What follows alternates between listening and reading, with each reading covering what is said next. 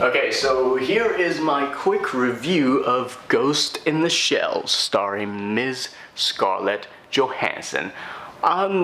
It's fine. It's not great, but it's not terrible either. It's fine.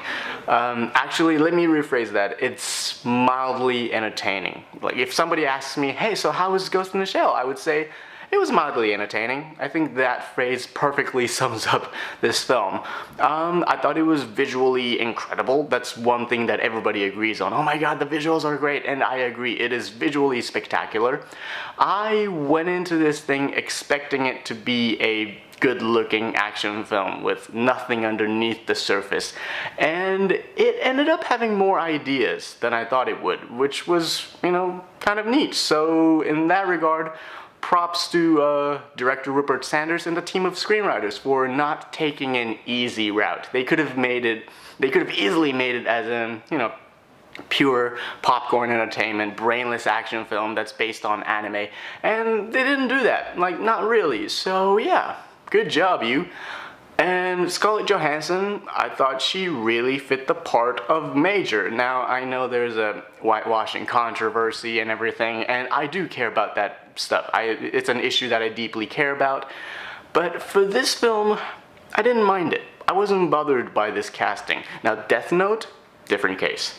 Like, fuck that movie. But Ghost in the Shell, it's okay. And Scarlett Johansson, I thought she did a good job playing this character, and she did the best she could, and yeah, I have no complaints about her performance.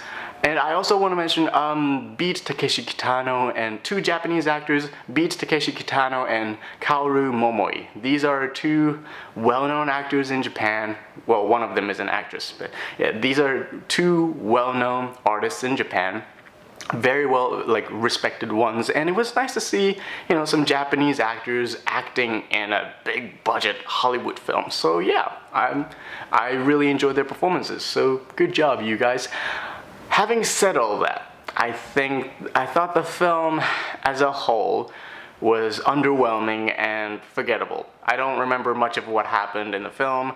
None of the action set pieces impressed me, and the characters were flat. So I didn't have any emotional attachment to any of the characters, really.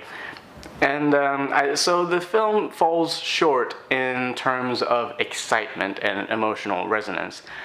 And I also found myself yawning a lot. I wasn't bored by it. I wouldn't call this movie a dull film, but I was never really engaged in the story. I liked bits and pieces of what happens in the story, but as a whole, the overall story, I thought it was it's fine, it's mediocre, it's just fine. So yeah, this Ghost in the Shell, it was enjoyable. Not a complete failure, but it's pretty forgettable.